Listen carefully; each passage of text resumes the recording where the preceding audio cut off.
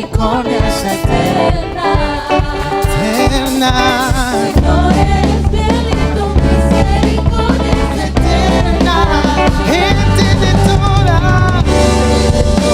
lengua y nación, de generación, generación, te adoramos hoy.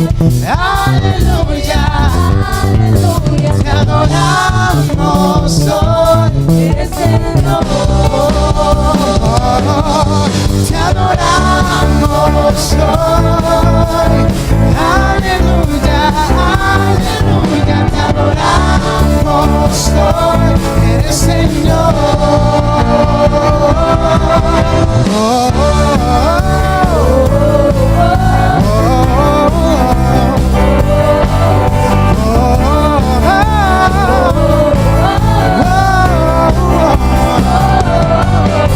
Señor, eres fiel y tu Misericordia es eterna, eterna. Eres fiel y tu misericordia es eterna. Gente de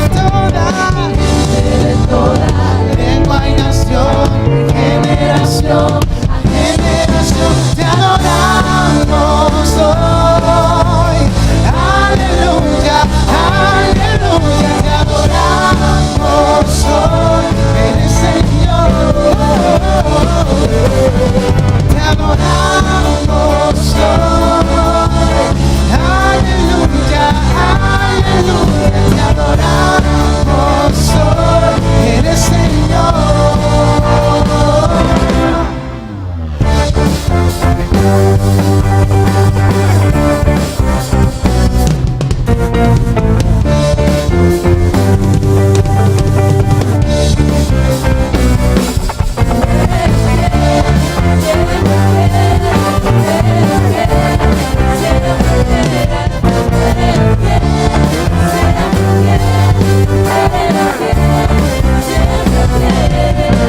Señor, eres fiel y tu misericordia es eterna. Señor, eres fiel, solo tú eres fiel, eterna. Gente de toda lengua y nación, de generación a generación, te adoramos hoy. Aleluya, aleluya, te adoramos hoy. Eres Señor, te adoramos hoy. Aleluya, aleluya, te adoramos hoy. Eres Señor, eres Señor, eres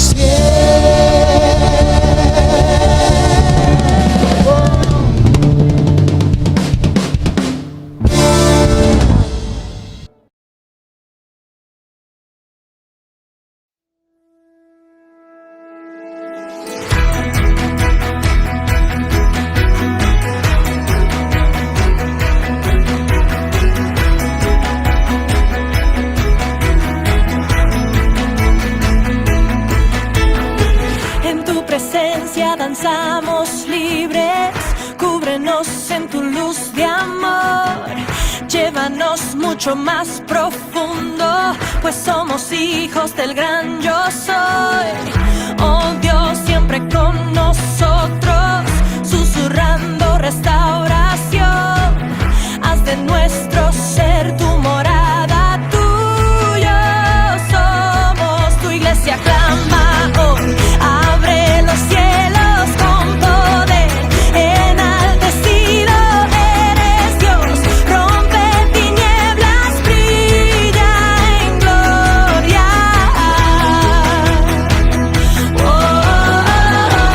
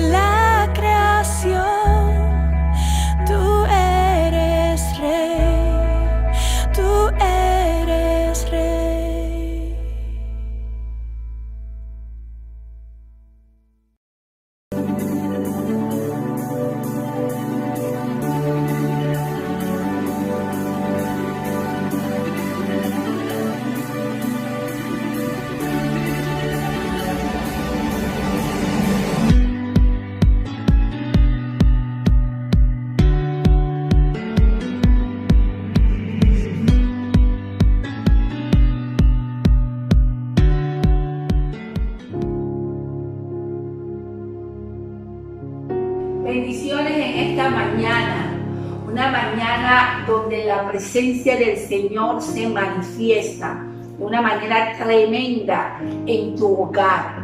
Si estás en tu hogar, si estás en tu trabajo, ahí también se manifiesta la presencia del Señor. Es una buena oportunidad para poderle dar gracias a Dios por su misericordia, por el cuidado que Dios ha tenido para con nosotros. Así es que antes de enseñar, dar la enseñanza, la meditación, la palabra que Dios ha declarado para tu vida y para la mía, la palabra en el cual tenemos que atesorarla, la palabra en el cual tenemos que meditar. Antes de meditar en la palabra, vamos a orar para que el Señor siga manifestándose. Encomendamos al Señor nuestros planes, nuestros proyectos, nuestras ideas, y Dios hará. Padre Santo, en esta mañana, Señor, una mañana glorificada, Señor, una mañana en donde tu presencia, Señor, es notoria. Te alabamos, te glorificamos, te exaltamos, Dios, reconociendo tu majestad, reconociendo tu dominio, reconociendo, Señor, tu poder sobre nuestras vidas. En este momento, Dios, te pedimos que la palabra que tú has depositado en mi corazón no regrese a ti vacía, mi Dios. Que la palabra cumpla el objetivo por el cual tú la estás enviando. En este momento quebrantamos toda maquinación del enemigo, todo lo que te está ocasionando tropiezo, todo lo que te está sacando del propósito de Dios, en el nombre de Jesús, lo anulamos y declaramos en libertad. Declaramos cielos abiertos a favor de tu hogar, de tu vida, a favor de tus hijos. Declaramos que la gloria del Señor es manifestada de una manera poderosa en nuestras vidas. En el nombre de Jesús le damos la honra y la gloria por su amor, por su misericordia. Le damos las gracias al Señor que para este tiempo Dios nos ha escogido. Para este tiempo el Señor nos ha preservado. Para este tiempo Dios está haciendo cosas maravillosas en tu vida y en mi vida. Cosas que anteriormente también lo habían hecho, pero en este tiempo van a ser notorias en tu vida, en el nombre de Jesús. Ahora sí vamos a estar buscando la palabra del Señor, y esta palabra que tenemos hoy es una recopilación de las 7 cartas que fueron mandadas a la iglesia, a petición del público, a petición de muchas personas. Hemos sacado un extracto de cada una de las cartas, pidiéndole al Señor que sea Dios que haga su obra manifestada en tu vida, para que haya evidencia del poder de Dios en nuestras vidas. Así es que vamos a empezar pidiéndole al Señor que podamos explicar brevemente cada una y que podamos atesorarla. En el nombre del Padre, del Hijo y del Espíritu Santo. Vamos a estar buscando Apocalipsis. Recordemos que estamos hablando sobre Apocalipsis, sobre las 7 cartas. Apocalipsis capítulo 1,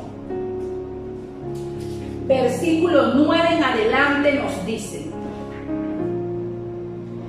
Yo, Juan, vuestro hermano y copartícipe vuestro en la tribulación, en el reino y en la paciencia de Jesucristo, estaba en la isla llamada Pasmo, por causa de la palabra de Dios y el testimonio de Jesucristo. Yo estaba en el Espíritu en el día del Señor, y oí detrás de mí una gran voz como de trompeta, que decía: Yo soy el Alfa y la Omega, el primero y el último. Escribe en un libro lo que ves y envíalo a las 7 iglesias que están en Asia: a Éfeso, Esmirna, Pérgamo, Tiatira, Sardis, Filadelfia y Laodicea. Y me volví para ver la voz que hablaba conmigo, y vuelto vi 7 candeleros de oro, y en medio de los 7 candeleros a uno semejante al Hijo del Hombre, vestido de una ropa que llegaba hasta los pies y ceñido por el pecho con un cinto de oro. Su cabeza y sus cabellos eran blancos como blanca lana, como nieve, sus ojos como llama de fuego, y sus pies semejante al bronce bruñido, refulgente como en un horno, y su voz como estruendo de muchas aguas. Tenía en su diestra 7 estrellas, de su boca salía una espada aguda de 2 filos, y su rostro era como el sol cuando resplandece en su fuerza. Cuando le vi, caí como muerto a sus pies. Y él puso su diestra sobre mí, diciéndome: no temas, yo soy el primero y el último, y el que vivo y estuve muerto, mas he aquí vivo por los siglos de los siglos. Amén. Y tengo las llaves de la muerte y del Hades. Escribe las cosas que has visto, y las que son, y las que han de ser después de estas. El misterio de las 7 estrellas que has visto en mi diestra, y de los 7 candeleros de oro. Las 7 estrellas son los ángeles de las 7 iglesias, y los 7 candeleros que has visto son las 7 iglesias. Gloria a Dios, porque estudiando estas cartas, estos mensajes, podemos ver la manifestación gloriosa de Dios, podemos ver el poder, la autoridad, el dominio, la majestad de Jesucristo. Y voy a hacer un resumen breve. Juan, el apóstol amado de Jesús de Nazaret, estaba preso en la isla de Pasmo. Podíamos explicar anteriormente de que Pasmo representa o significa separación. Pasmo se encontraba en un lugar bien apartado y distante. Prácticamente los que han tenido conocimiento de la isla de Coiba, cuando se enviaban a los presos en aquellos tiempos aquí en Panamá, así más o menos era Pasmo.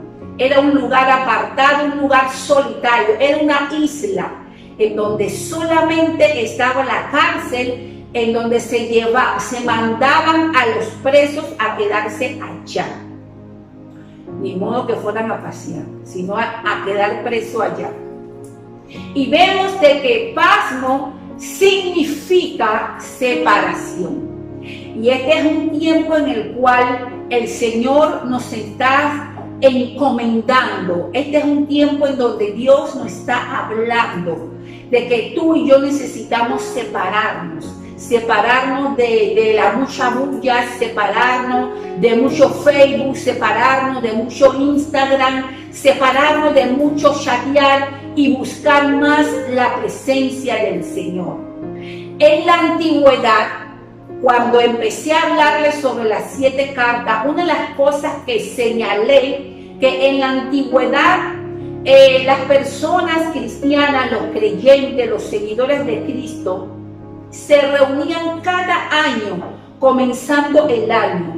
Puede ser que tal vez sea los primeros comienzos de enero o durante el mes de febrero, pero se hacía siempre al comenzar el año, en donde ellos estudiaban, meditaban cada una de estas 7 cartas para el fin de ver dónde ellos se encontraban ubicados espiritualmente. En aquellos tiempos, cuando el Señor le da esta revelación a Juan, había muchas iglesias en Asia, pero el Señor quiso destacar entre todo ese montón de iglesias, 7 iglesias que tenían las cualidades del mensaje que el Señor quería que ellos supieran. Y en este tiempo la palabra es la misma.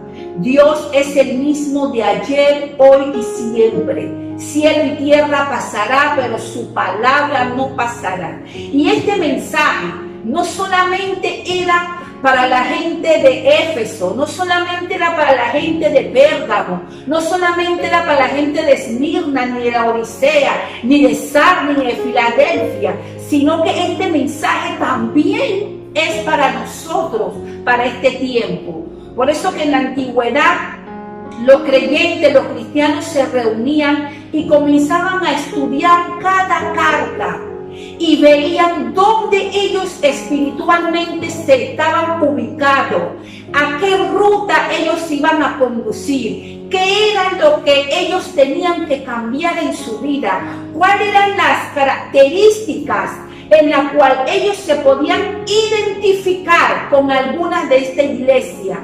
Vuelvo y repito, con el fin de meditar en ellos mismos, con el fin de meditar en su caminar, en su andar, no viendo la paja del hermano, no viendo la paja del vecino, sino más bien viendo su condición espiritual. Este era algo personal que ellos hacían.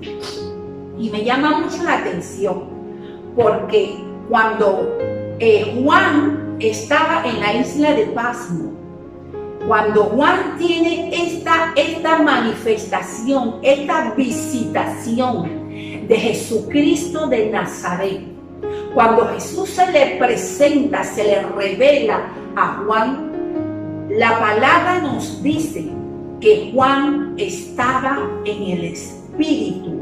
O sea, la circunstancia en la cual Juan estaba viviendo en aquellos tiempos, una circunstancia dura, difícil, en donde lo habían separado, en donde lo habían llevado a una cárcel lejana de sus familiares.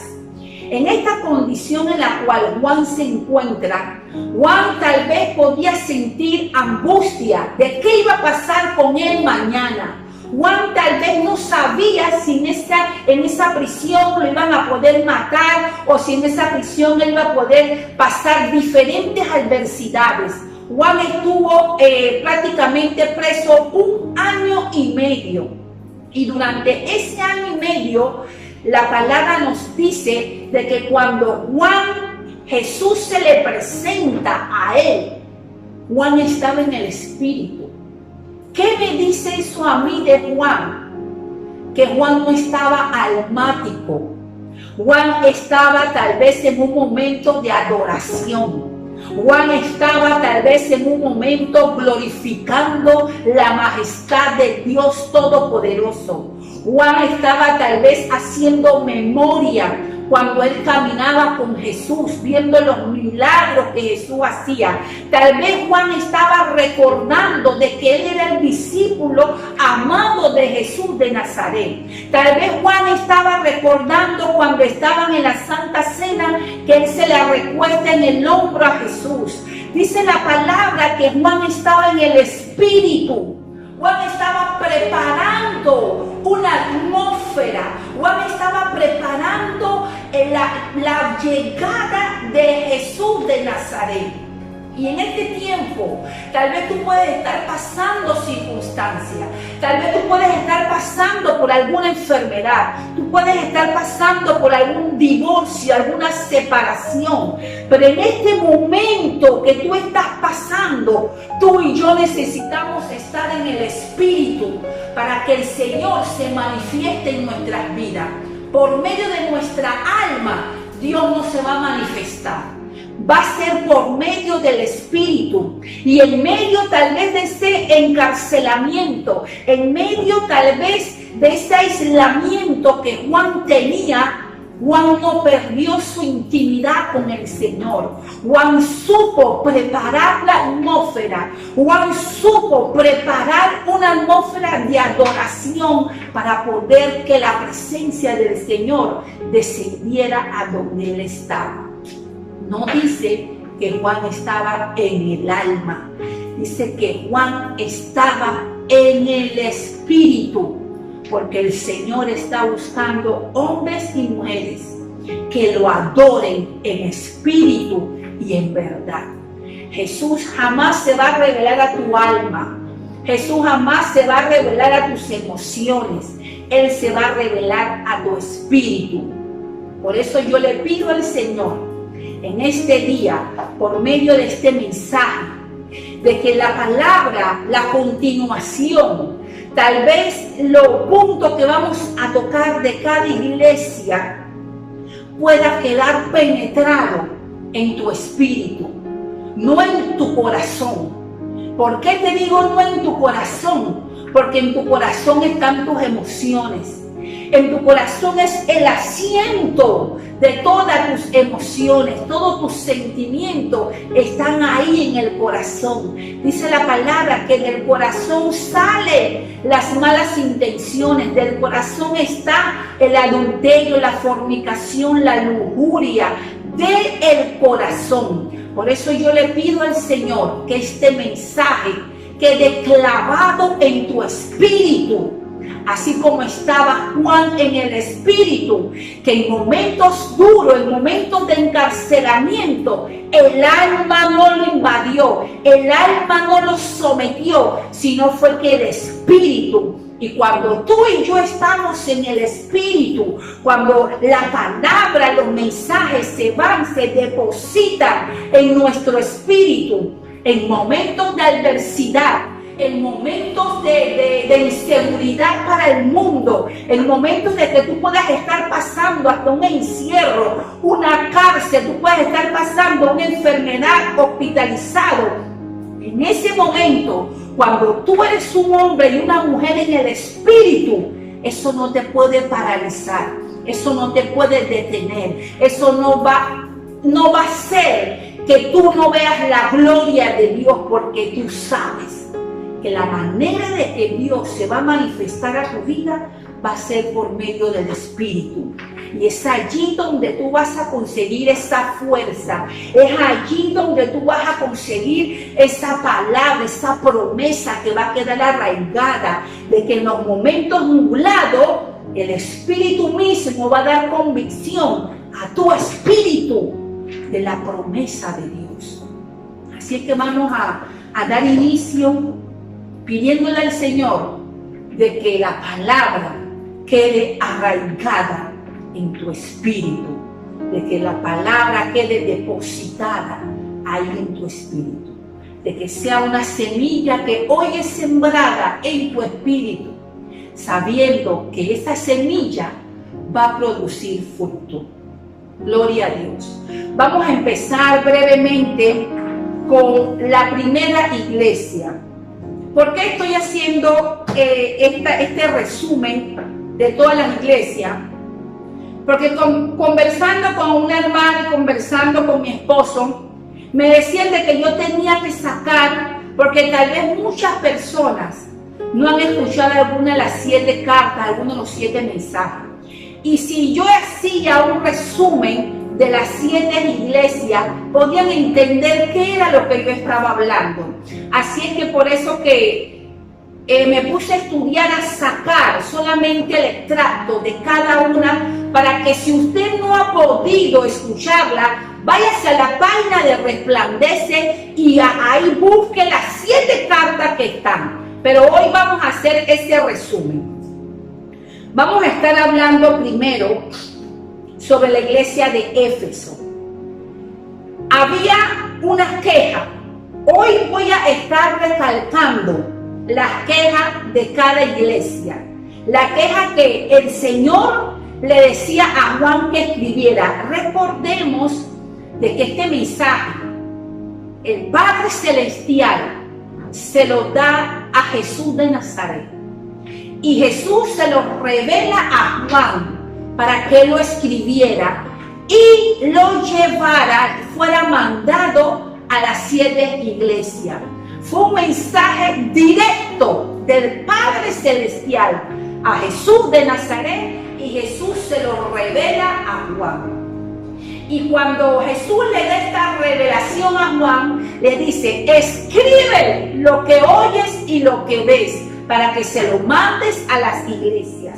Y vamos a empezar con la iglesia de Éfeso. En Éfeso había una queja de parte de Jesucristo, de parte de Dios para la iglesia.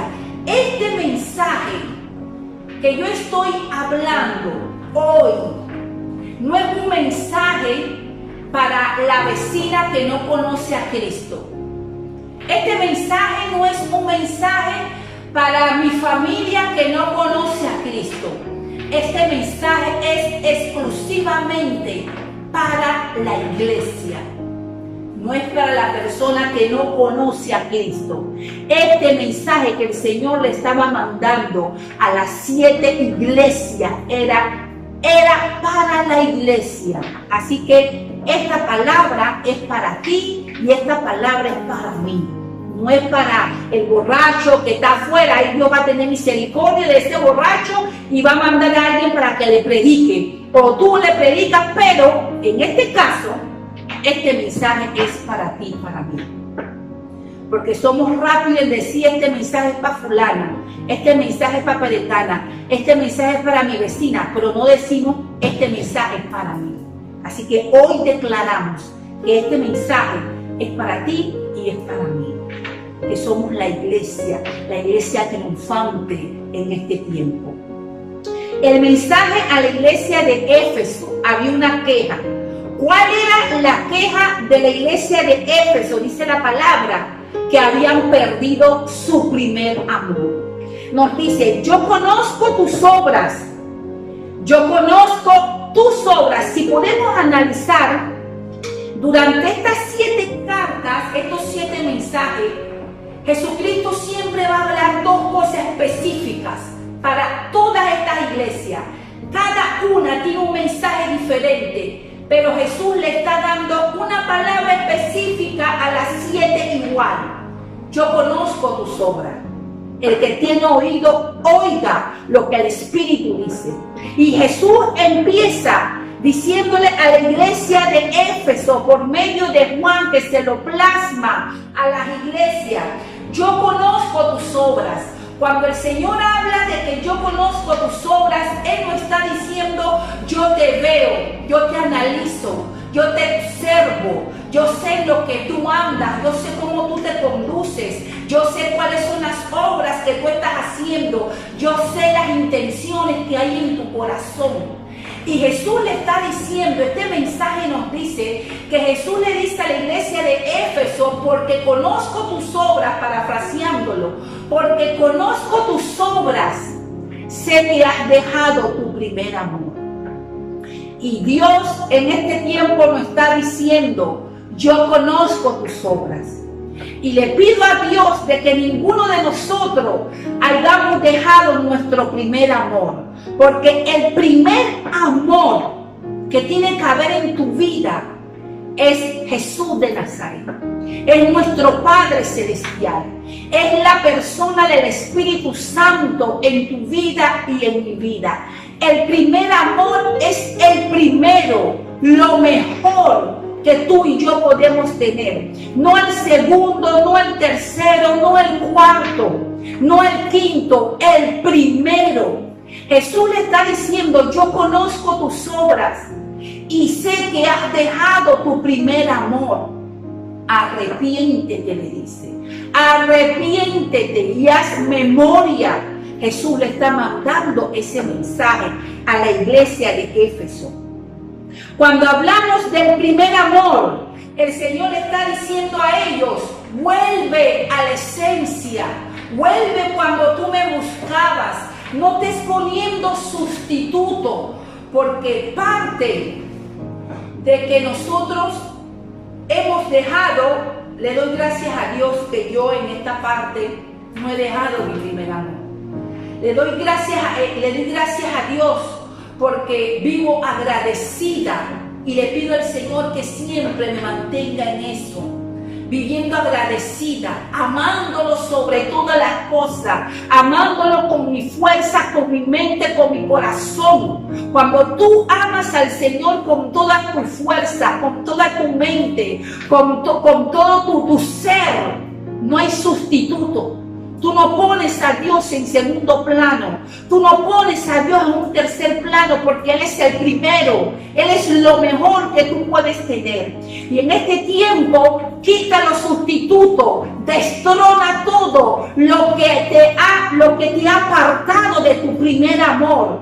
Y entrona a Jesús de Nazaret. ¿Qué puede ser un sustituto? Puede ser tu esposo, puede ser tus hijos, puede ser los bienes, la riqueza, lo material. Puedes amarlo más a ellos que a Dios Todopoderoso. Y a Dios se le ama con todo. Y podemos seguir hablando sobre la iglesia de Éfeso, pero recordemos de que solamente voy a enfocarme en las quejas que el Señor les daba a Juan para que se las revelara a la iglesia, que nos sirven en este tiempo para que tú y yo analicemos si es que hemos perdido nuestro primer amor, si es que tú y yo podemos amar al Señor con toda nuestra fuerza.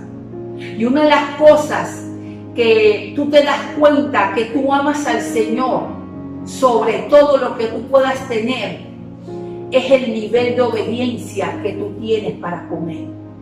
En tu nivel de obediencia tú verás qué tanto tú amas al Señor. No te apartes de las cosas del amor de Dios. Vuélvete a Él. Vuelve a la esencia que es el amor en Cristo. Aparta todo lo sustituto. Destrona todo lo que tienes que destronar.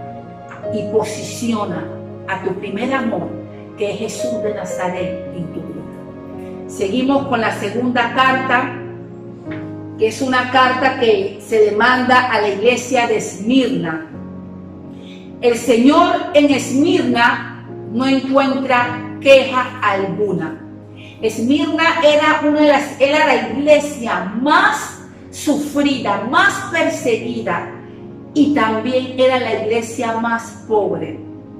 Y cuando vemos en este caso la iglesia de Esmirna, una de las cosas, una de las características que esta iglesia tenía es que ellos eran fieles.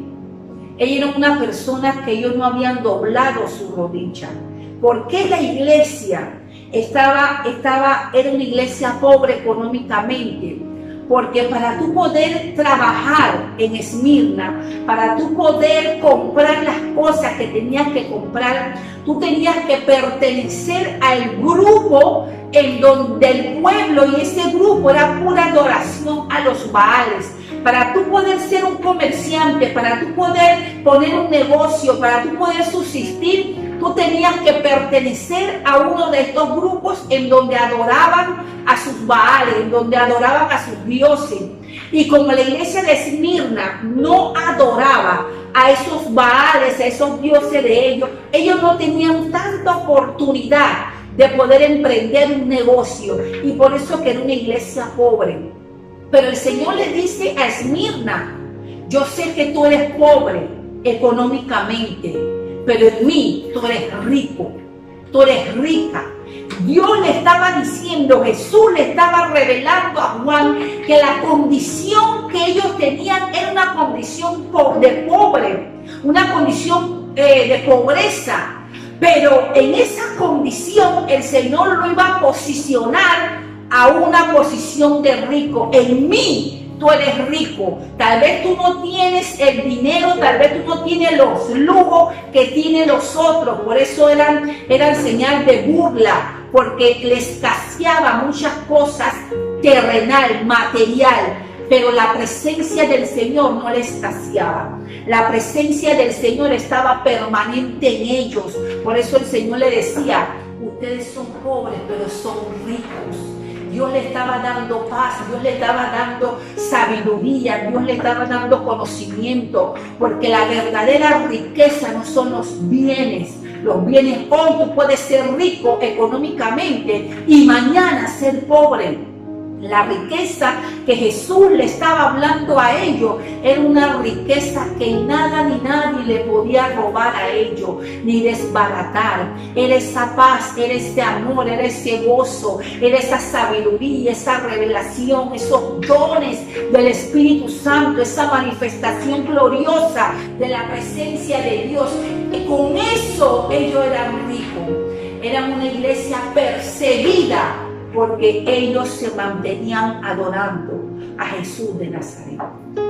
Y termino con la iglesia de Esmirna, con el pastor de ellos, que era el pastor Policarpo, en el cual la iglesia tuvo que ver la muerte, porque como era una iglesia tan perseguida, tuvo que ver la muerte de su pastor. Policarpo, cuando lo agarran, los gobernantes lo llaman, lo mandan a buscar, lo arrestan y lo llevan ante los gobernantes para que él negara su fe, para que él se apartara del evangelio, para que él pudiera adorar a sus dioses. Y Policarpo le decía a ellos, ¿cómo puedo? Le dice, que lo tengo aquí anotado, a la honra y la gloria de Dios. Le dice, él dijo, 86 años le he servido y todo lo que me ha hecho es bien. ¿Cómo puedo negar a mi Salvador? No perdería la recompensa celestial por ganarme un día más en la tierra.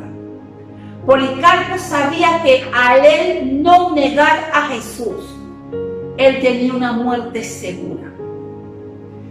Lo toman, lo ponen por decirlo así, en una hoguera, lo ponen en un lugar en donde lo iban a quemar.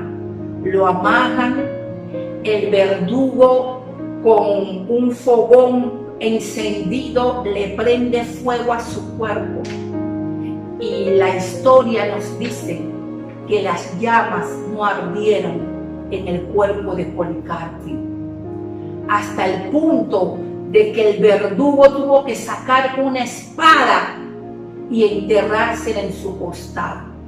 Pero antes de morir, Policarpo expresó: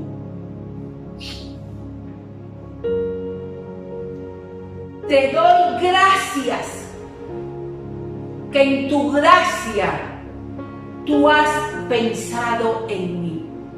Estas fueron las últimas palabras de Policarpo. Te doy gracias que en tu gracia tú has pensado en mí. ¿Cómo yo le pido al Señor de que en este tiempo el Señor levante hombres y mujeres con la cualidad, la característica de Policarpo? Fue fiel hasta la muerte. Se mantuvo diciendo: durante estos 86 años, todo el Señor me ha sido para mí. ¿Cómo yo podré negar a mi Salvador, a mi Dios? ¿Cuántas veces tú y yo negamos al Espíritu Santo? ¿Cuántas veces tú y yo negamos a Jesús de Nazaret a diario? ¿Cuántas veces lo negamos en nuestras actitudes, en nuestro comportamiento? ¿Cuántas veces nosotros negamos a Jesús, que ya se nos ha hecho costumbre en nuestras vidas? Este hombre prefirió decir: yo muero, pero muero creyendo. Aunque prefiero morir y no quedarme tanto tiempo en tierra y no teniendo a Cristo. Prefiero morir porque sé que me espera la corona de la vida. Necesitamos que en este tiempo se levanten esos Policarpos que son fieles a Dios, son fieles al Señor, son fieles a la presencia del Espíritu Santo, son fieles a su llamado, son fieles a la obra. Este hombre prefirió morir que negar a Jesús. ¿Y cuántas veces nosotros negamos a Jesús por medio de nuestras actitudes?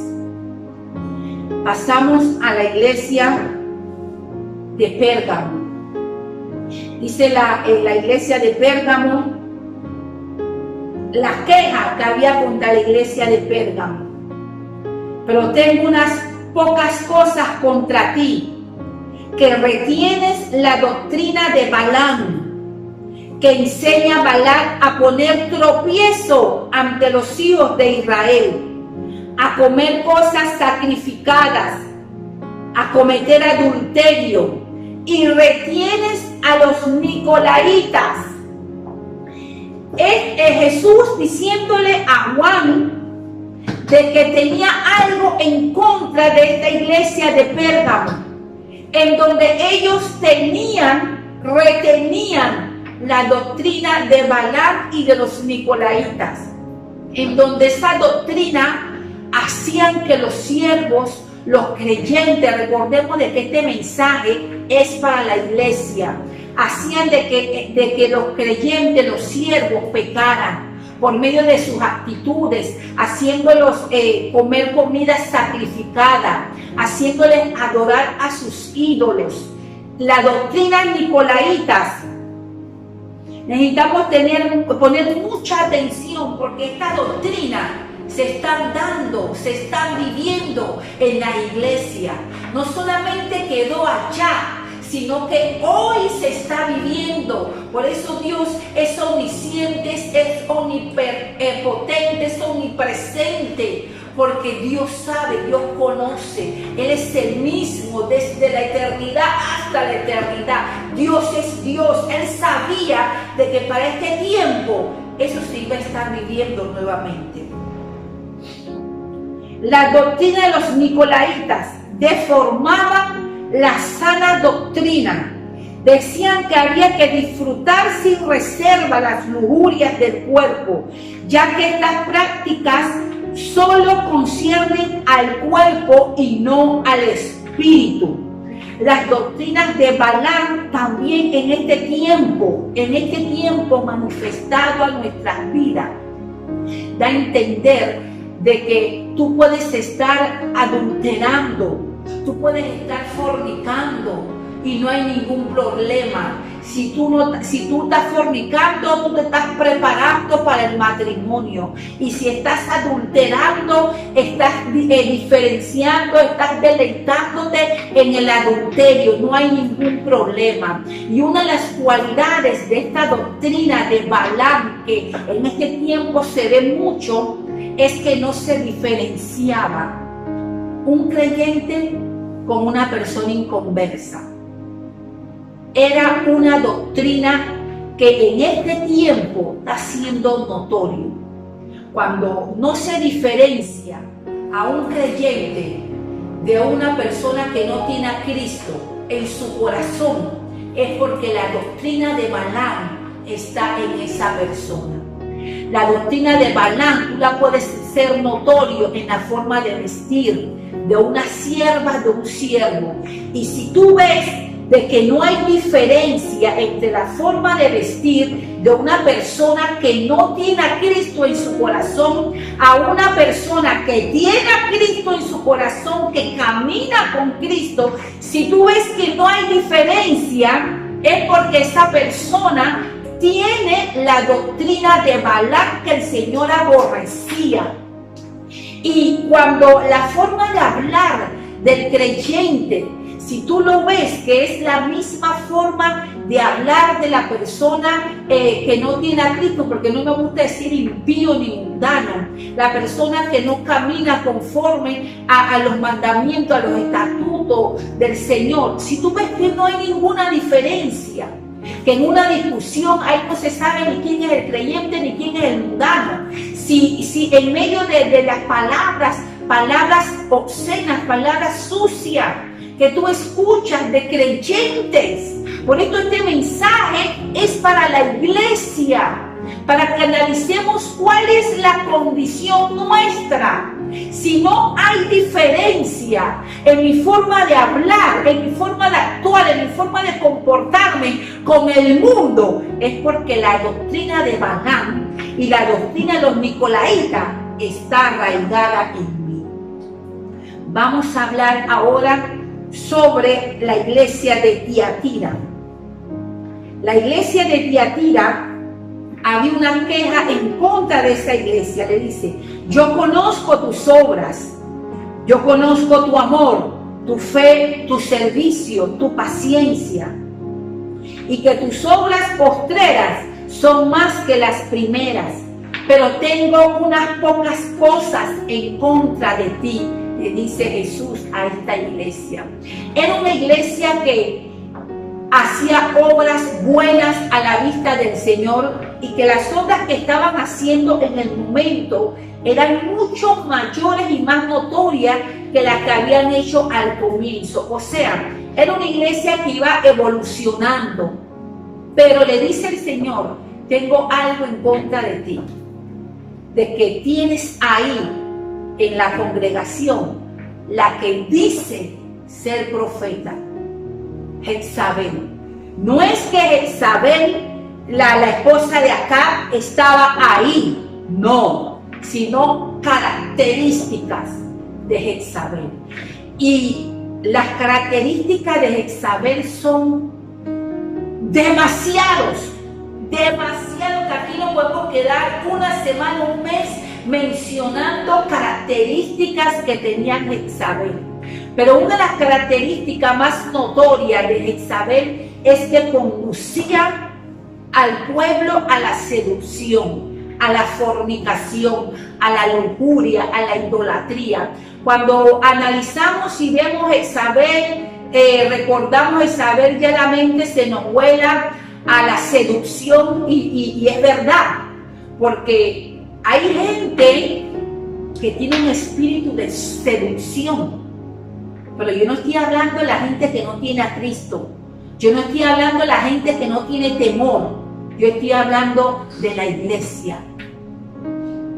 Hay gente, hay mujeres, hay varones que tienen ese espíritu de seducción, de que se creen que son los más ricos, los más buenos, de que son o que son ellas la última Coca-Cola del desierto.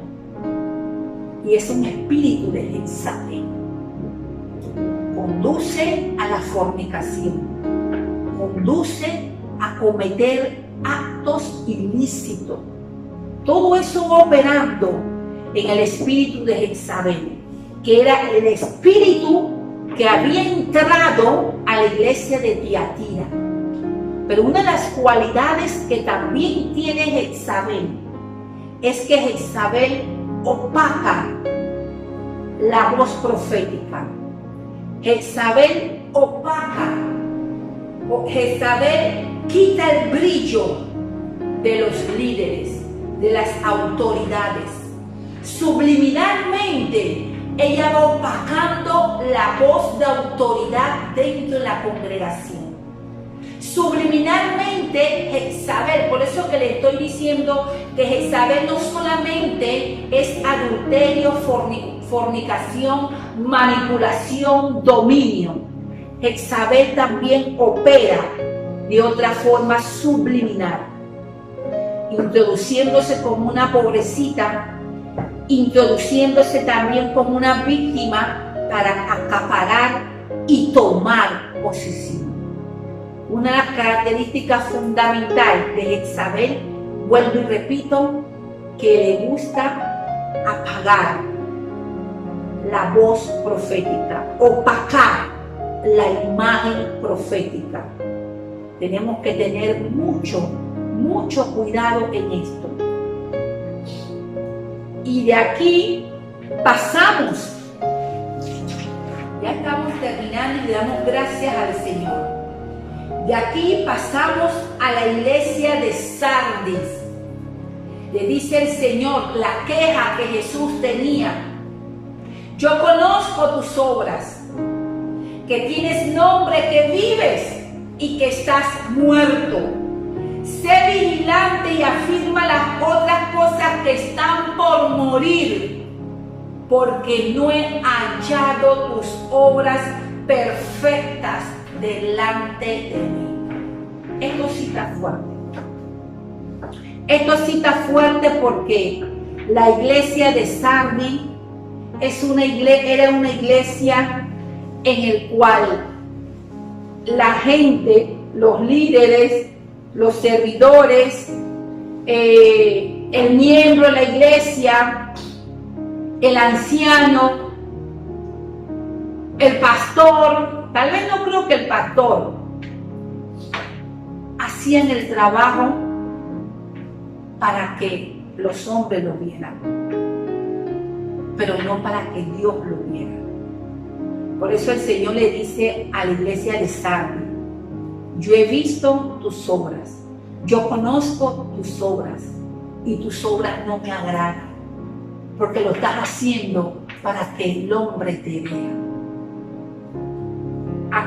Haces ver de que estás viva, de que estás vivo, pero estás muerto. Y esta iglesia es una iglesia en la cual necesitamos meditar en todas, tenemos que meditar en todas, porque todas hay características esenciales muchas veces en nuestras vidas. Podemos ver esta iglesia que era una iglesia muerta, pero vivían en orgullo de la gloria pasada, por lo que yo era, por lo que yo hice. Pero en el presente no estaban haciendo nada, no estaban sembrando nada para el futuro. Se acordaban solamente de las glorias pasadas. Abundaba en Sardis la inmoralidad. Sus obras, las obras de ellos lo hacían solamente para agradar, para que el hombre lo viera. Oh, ese siervo sí trabaja. Esa sierva sí trabaja en la obra del Señor, y era la recompensa que a él o ella se sentía satisfecho. Me están reconociendo. Pero hay alguien que escudriña lo más profundo del corazón, entra y puede discernir cuáles son tus intenciones. Ese es el que dice: yo conozco tus obras y tus obras no me agradan. Te haces ver que estás vivo, lleno de versículos bíblicos, recitando, eres la más ilustre, el más ilustre, pero por dentro estás muerto. Arrepiéntete, le dice el Señor. Y una manifestación de estar muerto significa un cadáver, un cuerpo que es inútil, que no es capaz de producir, que a la vista de los demás estaban avivados, pero solo era apariencia, porque espiritualmente estaban muertos y no representaban ninguna amenaza para Satanás. Imagínense cuántos de nosotros no representamos ninguna amenaza para Satanás. Satanás no puede ver lo que está en tu corazón, pero Satanás sí está al acecho, viendo tus obras, cómo caminas, cómo te conducen. Y Satanás tal vez decía: yo me lo agarro y me lo meto en el bolsillo, porque no son de peso espiritualmente. El Señor le dio una reprensión fuerte a la iglesia de Sardis: tus obras no me gustan. Podemos analizar en este tiempo y preguntarle al Señor: Señor, las obras que yo estoy haciendo son de agrado a ti. Lo que yo estoy haciendo en la iglesia, Señor, te agrada a ti. Lo que yo estoy haciendo en mi caminar, Señor, te agrada a ti. El Señor le dice a Sardis: las obras tuyas no me gustan. Nosotros somos salvos, no somos salvos por obra, pero hemos nacido para hacer buenas obras. Las buenas obras son parte del testimonio de un creyente. Es como parte de su esencia en hacer buenas obras. Y que el Señor nos diga a nosotros que lo que estamos haciendo a Él no le agrada, no le gusta. Eso está fuerte. Necesitamos analizar y enderezar nuestros pasos. Por eso en la antigüedad ellos meditaban y analizaban para ver en qué condición ellos se encontraban. Y ahí pasamos a la iglesia de Filadelfia, en donde en la iglesia de Esmirna y la iglesia de Filadelfia son las dos únicas iglesias en las cuales el Señor no encuentra queja alguna. La iglesia de Filadelfia era una iglesia que, a pesar de que en Filadelfia, a pesar de que en ellos tenían unas prácticas súper mundanas, era una práctica de orgías, lo que ellos hacían en Filadelfia. A pesar de toda esa corrupción que había ahí, había un pueblo fiel. Había un pueblo que sabía guardar con paciencia la promesa del Señor. Había un pueblo que no se había corrompido. Había un pueblo que sabía adorar, sabía preparar, sabía mantenerse firme. Era un pueblo fiel. Esa era la iglesia de Filadelfia, en donde a pesar de que no tenían tantas fuerzas, a pesar de que no tenían tantas fuerzas espiritualmente, el Señor le decía, a pesar de que tú no tienes fuerza, yo te fortalezco. A pesar de que tú te sientes que tal vez ves lo que se está viviendo afuera y te han cerrado mucho la puerta, yo te abro una puerta y la cual nadie te puede cerrar. La iglesia de Filadelfia era una iglesia en la cual el Señor lo estaba preservando en medio de ese día malo, en medio de lo que se podía estar viviendo en aquellos tiempos en Filadelfia. Había un remanente fiel, había una pequeña manada en el cual el Señor le había placido entregarle el reino. Esta era la iglesia de Filadelfia, en la cual el Señor no encontró alguna queja. El Señor, todas las obras, todas las actitudes de la iglesia de Filadelfia, al Señor le agradaba. Le pido al Señor de que nosotros tengamos muchas características de esta iglesia de Filadelfia, de que todas nuestras obras sean de agrado para el Señor, de que el Señor no tenga quejas sobre nosotros, de que el Señor no tenga reproches sobre nosotros, porque todo lo que hacemos, lo hacemos con amor para la obra de Él. Todo lo que hacemos, lo hacemos con agrado. Todo lo que hacemos, lo hacemos con esa pasión. Aún no estando en la iglesia, lo que hacemos, lo hacemos como si fuera para el Señor. Porque el ser cristiano no solamente es estar en la iglesia. El ser cristiano es cuando tú sales de la iglesia, cuando tú te encuentras con el mundo, cuál es tu actitud y cuál es tu comportamiento. En la iglesia de Filadelfia el Señor no encontró queja, porque tenían un buen testimonio. Y de aquí pasamos para terminar con la iglesia de la Odisea, donde el Señor le dice: yo conozco tus obras, que ni eres ni frío ni caliente. Ojalá fuese frío o caliente, pero por cuanto eres tibio y no frío ni caliente, te vomitaré de mi boca. Porque tú dices que eres rico y que te has engrandecido y que de ninguna cosa tienes necesidad. Y tú no sabes que eres un desventurado, eres un miserable, eres un pobre, eres un ciego y eres un desnudo. Arrepiéntete. Miren la queja de Jesús con la Odisea. Jesús le refiere a Juan diciéndole: dile a la gente de la Odisea que o son fríos o son calientes, pero tibios no pueden ser. Y cuando Jesús le habla a la iglesia de la Odisea, le dice: yo conozco tus obras, porque conozco tus obras, sé que eres tibio, porque conozco tu caminar, estás en una tibieza espiritual, y es preferible que tú seas o frío o seas caliente, pero no tibio, porque el tibio el Señor lo vomita.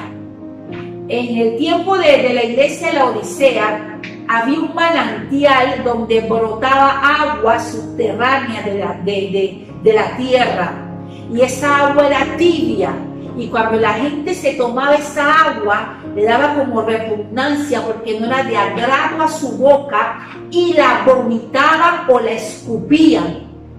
Y Jesús hace una referencia en esto: tus obras no son de agrado a mí y por eso la vomito. Podemos ver este caso, esta iglesia, cuando el Señor se refiere, prefiero que seas frío. Cuando el estado de una persona, cuando es fría, es una persona que no tiene a Cristo en su corazón. Pero tú le puedes hablar a esa persona y esa persona se puede convertir y aceptar a Jesús y caminar con Jesús. El caliente, cuando habla el estado de la persona caliente, se refiere a una persona fiel, a una persona temerosa del Señor, a una persona que camina conforme a los principios, camina en obediencia. Es una persona que le gusta agradar al Señor, que todo lo que hace es para agradar al Señor. Es una persona en la cual el Señor puede contar. Ana, mi pregunta: ¿Dios puede contar contigo y conmigo?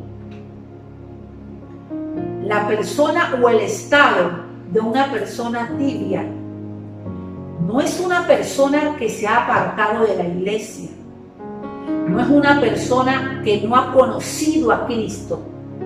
El estado de tibieza que habla la iglesia de la Odisea, recordemos de que este mensaje es para la congregación de la Odisea, o sea, los hermanos, las hermanas, los siervos, para ti y para mí. La condición de este estado era una condición de tibieza. ¿Y qué es una tibieza para este tiempo en la vida de tuya y mi vida? Son personas características de un estado de tibieza. Son personas que le da igual venir a un culto o no venir. Le da igual meterse a un Zoom o no meterse a un Zoom. Eso le da igual. Le da igual ayunar o no ayunar. Le da igual estar unidos con los hermanos en armonía o no. Le da igual. La iglesia de la Odisea era una iglesia apóstata. ¿Qué es una iglesia apóstata? Es cuando tú apartas la verdad, tú separas la verdad, la echas a un lado. Ellos tenían su propia doctrina. ¿Por qué tenían su propia doctrina? Porque eran ricos económicamente. Esta fue una iglesia de las más prósperas. Y ellos pensaban que con su riqueza ellos podían lograrlo todo. Ellos no tenían necesidad divina para ellos. Porque con la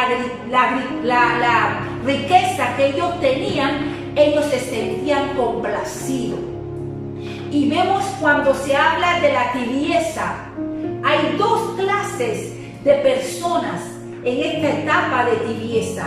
La persona que tiene dinero es una persona que cuando tú estás en esta condición de tibieza y tienes recursos, tienes dinero, te vuelves orgulloso, te vuelves materialista, te vuelves de que todo lo que tú has alcanzado, lo has alcanzado por tus manos, por tu esfuerzo, por tus riquezas.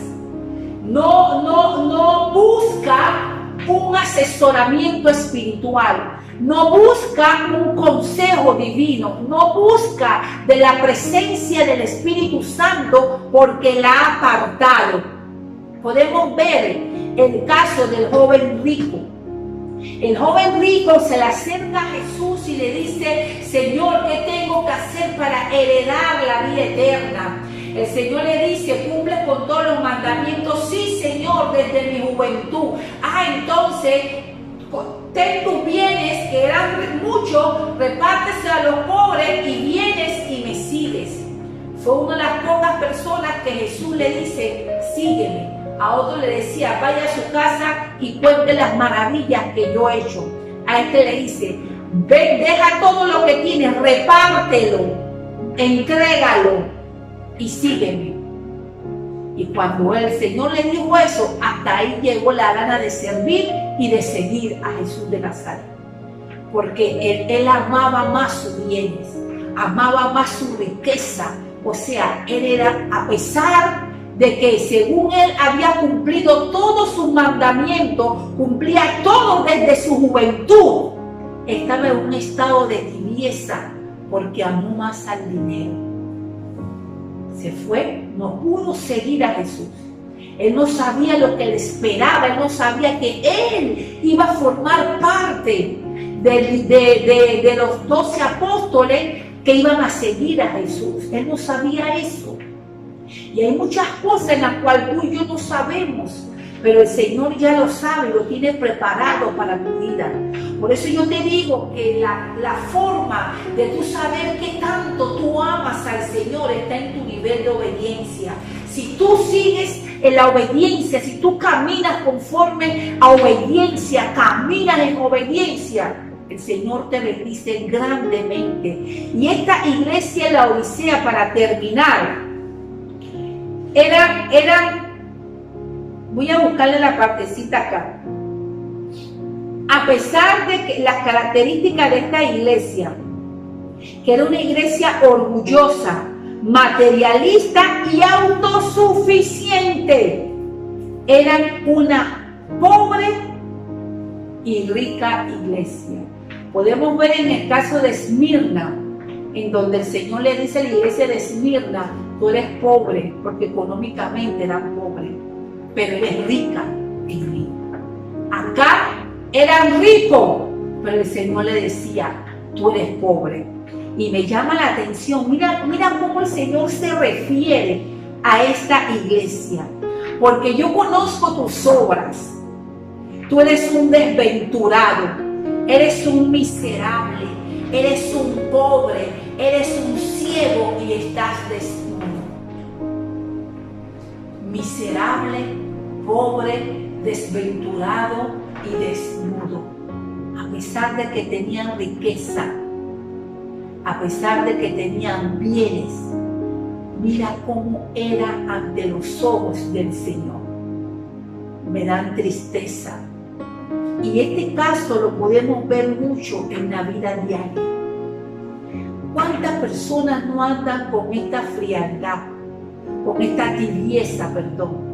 ¿Cuánta gente no anda con esta tibieza? De que viven en su gloria, viven en su aposento, viven en su mundo de vanidad, viven en su mundo de idolatría, viven en su mundo de que yo voy a la iglesia, pero es a mi manera. Esa es una iglesia tibia, esa es una persona de doble ánimo, esa es una persona en la cual Dios no puede entregarle el reino. Necesitamos determinarnos. No podemos estar un pie en el mundo y otro en la iglesia. Voy de vez en cuando, hago ayuno cuando me da la gana, lo tomo como una dieta. Nosotros tenemos que analizarnos y ver cuál es la condición nuestra. Y en esa condición, pedirle perdón al Señor. Y por último, el Señor le dice a esta iglesia Odisea: yo estoy a la puerta y llamo. Necesitamos dejar esa tibieza y buscar más del rostro del Señor. Ya es tiempo en el cual nosotros tenemos que modelar la imagen de Cristo en nuestras vidas. El Señor le dice a la iglesia de la Odisea todas las características de ellas, pero también le dice algo poderoso. Le dice: arrepiéntete. Yo estoy a la puerta y llamo. Si alguien escucha mi voz, yo abriré la puerta, entraré a él, cenaré con él y él conmigo. Esa es una invitación que el Señor le hacía a la iglesia de la Odisea. A pesar de que viven en su mundo y su vanidad, a pesar de que eres tibio, a pesar de que eres una persona de doble ánimo, todavía te puedes arrepentir. Yo te estoy dando una oportunidad. Y esta es la oportunidad que el Señor nos está dando a cada uno de nosotros.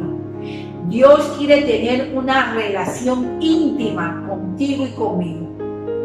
Así que yo te exhorto a que en este tiempo tú analices la condición espiritual que tú te encuentras. Yo tengo que analizar mi condición y dónde yo me encuentro ubicada en alguna de estas iglesias. ¿Cuáles son las características que yo tengo que reflejo en alguna de estas iglesias? Esto es lo que hacía el pueblo en la antigüedad, para ver dónde ellos se encontraban ubicados comenzando el año, para arreglar su vida, para enderezar sus pasos por medio de la guianza del Espíritu Santo. Así que yo te exhorto para que tú analices si tú eres característica de la iglesia de Éfeso, de Sardis, de Tiatira, de Filadelfia, la Odisea, de Esmirna. Si tú te relacionas con alguna de estas iglesias, mira cuál es la posición para que podamos enderezarnos, para que podamos arrepentirnos, para que podamos servirle al Señor con todo nuestro corazón, con toda nuestra fuerza, para que el Señor se agrade de nuestras vidas y nuestras obras sean buenas ante los ojos del Señor. Así como hubo quejas para cada una de las iglesias, también hay recompensa. Y así como hoy tal vez tú te puedes identificar en alguna queja, también si tú y yo nos arrepentimos, hay recompensa para nuestras vidas. Y para concluir, la recompensa que había para la iglesia de Pérgamo: al que venciere le daré a comer del maná y una piedrecita blanca. A la iglesia de Esmirna: sé fiel hasta la muerte y te daré la corona de la vida. Para la iglesia de Sardis, el Señor le estaba dando vestiduras blancas y no borraría su nombre del libro de la vida. Para la iglesia de Filadelfia lo haría columna en el templo. Para la iglesia de Odisea le decía: te vas a sentar conmigo en mi trono, así como yo me he sentado con mi Padre. Y para la iglesia de Éfeso lo haría comer del árbol de la vida. Así como había quejas, también hay recompensas para la iglesia de aquellos tiempos y para esta iglesia en este tiempo, que eres tú y que soy yo. Que cada palabra, cada mensaje que se ha estado dando durante todo este tiempo, le pido al Espíritu Santo que sea guardado en tu espíritu, para que en un momento determinado tú puedas hacer memoria de lo que hoy tú has estado escuchando y ponerlo por práctica.